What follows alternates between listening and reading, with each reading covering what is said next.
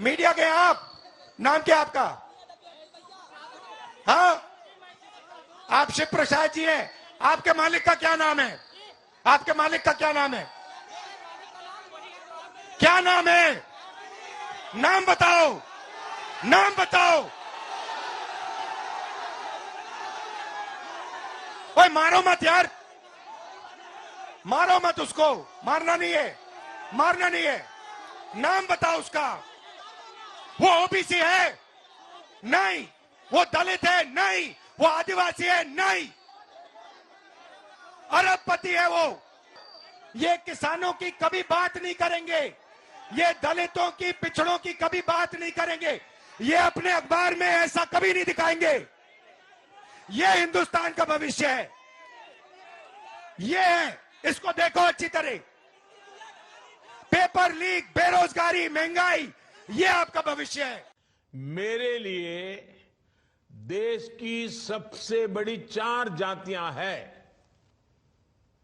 मेरे लिए सबसे बड़ी जाति है गरीब, मेरे लिए सबसे बड़ी जाति है युवा, मेरे लिए सबसे बड़ी जाति है महिलाएं, मेरे लिए सबसे बड़ी जाति है किसान।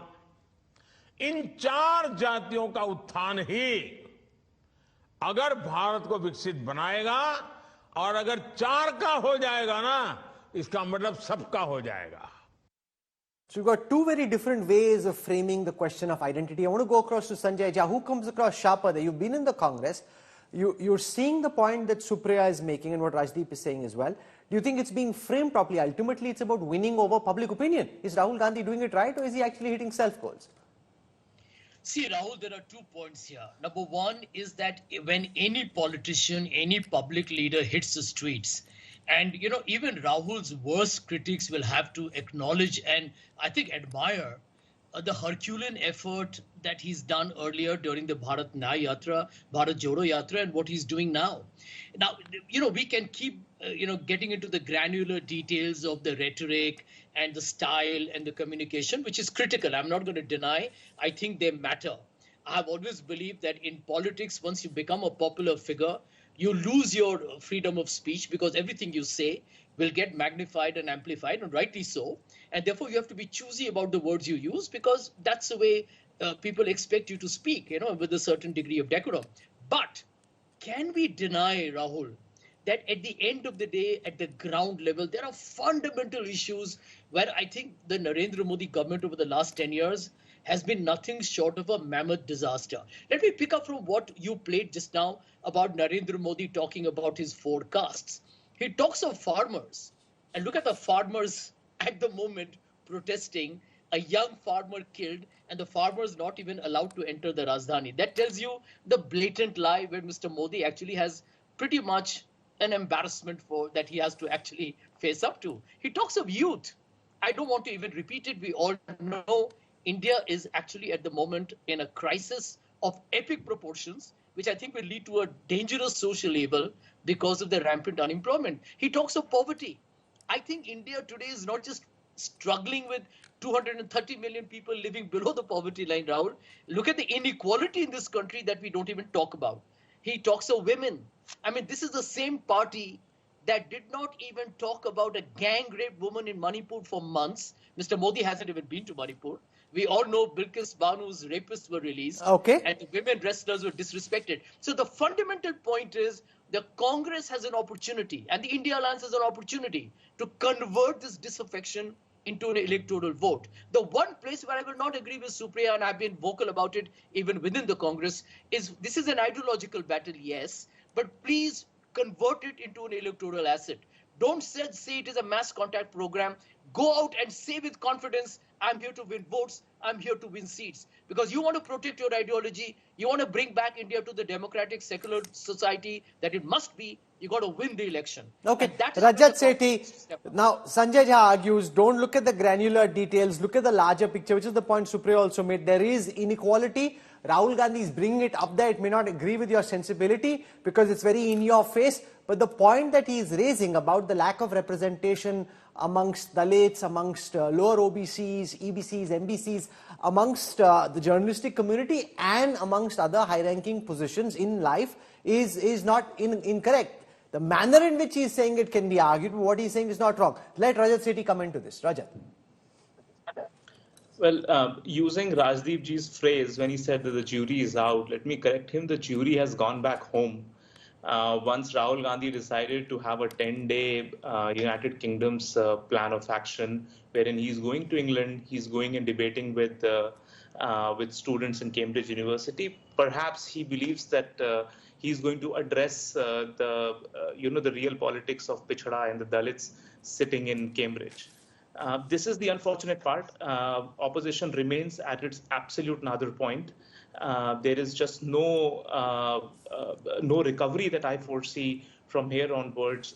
We've seen that at a critical juncture, when state after state, your alliance partners are actually wanting and waiting for the entire leadership of Congress party to sit together and remove the wrinkles in the alliances, form and announce the seat sharing, announce the candidates and go forward. He's busy in this yatra, and rightfully so. Once he is in the yatra, his own constituency demands him. He has to move out of the yatra for 4 days, go to Wayanad, then come back. Timing is a big problem, A. B, he himself is not a Dalit, not an OBC. Why is he leading the yatra? Why is Kharge ji not leading, being a Dalit? See, when you are raising issues around caste underrepresentation, you can't be from a caste which is privileged. You do not have that plank with you to come in and talk about that, because you genuinely picked up a spot which ideally Kharge ji should have been leading that yatra. You did not give him that. So, there is no level of confidence. Okay, let Supriya respond. On the issue of timing, Rajat Sethi says he's going off to Cambridge. Now, whose vote is he going to win over there? Bang in the middle, just before election dates are announced, Rahul Gandhi breaks this yatra, goes off to Cambridge. Now, even if he's doing that one interaction, you could have done it and come back the next day. He's instead gone for more than a week. Now, how is that good political timing? And why is Kharge ji not leading this yatra if this is really about Dalit identity and assertion? Supriya Shrinate. That's a silly, stupid argument, and I will tell you why. Kharge ji is 83 years old. Does anybody realize how physically strenuous a yatra like this is? It's all very good to Rajat, sit in let us speak. Rajat, let us speak. And tell how the yatra should be done. I did not speak in between. Give me the courtesy, otherwise I'm not going to let you speak when it's your turn. Give me the courtesy. I did not interfere while you were talking. It's a silly argument you made. Let me bust it for you. So firstly, Kharge ji is 83 years old, extremely respected. He's our elected president. Unlike the BJP that issued a note after its national executive that Mr. Nadda will continue up until June next year or this year, I don't know. It doesn't really matter because he's not elected. Kharge ji, it's very physically strenuous. You do realize covering 100 kilometers a day is a very strenuous exercise. Kharge ji regularly attends the yatra when he has to make public speeches, when we are doing this in various states. Kharge ji is looking at the organizational things. Rahul Gandhi, after he finishes the yatra, every evening has multiple calls and multiple meetings along with Kharge ji as far as our organizational things are concerned, as far as allies are concerned. Which ally is waiting for? We just announced UP, we've just announced Delhi. So what exactly are you talking about? Forget about those things. And what's your source of information? 4 days. He went to Wayanad and I was in the yatra, so I'm telling you, stop lying through your teeth, because that's what the BJP and its ecosystem does. I don't know why, Rahul, you did not correct him. But he went to Wayanad at 5 in the evening, reached at 11, stayed there the night over, went and met people the next morning and afternoon, came back and joined the yatra at 4 p.m. the next day. In 24 hours, he went back to his constituency, which was facing an animal man strife, and there were tragic incidents that had happened there. Why is he going to Cambridge? Why is he going to Cambridge? On the 27th, on the 28th. I'm coming to that. I can see the palpable impatience. I'm coming to you. 27th and 28th, he's delivering a lecture at Cambridge because he is a visiting fellow there.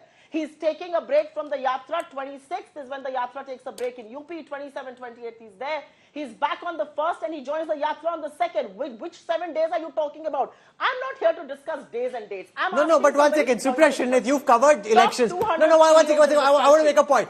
I got invited to collect an award in the UK, a very prestigious award, part of a fellowship I was part of when I was growing up. I said no, because we are covering the election. I'm not even fighting this election. We are covering this election. I said whatever holiday or break I take, I'll take after the elections. Let's focus on doing a good job of covering the election.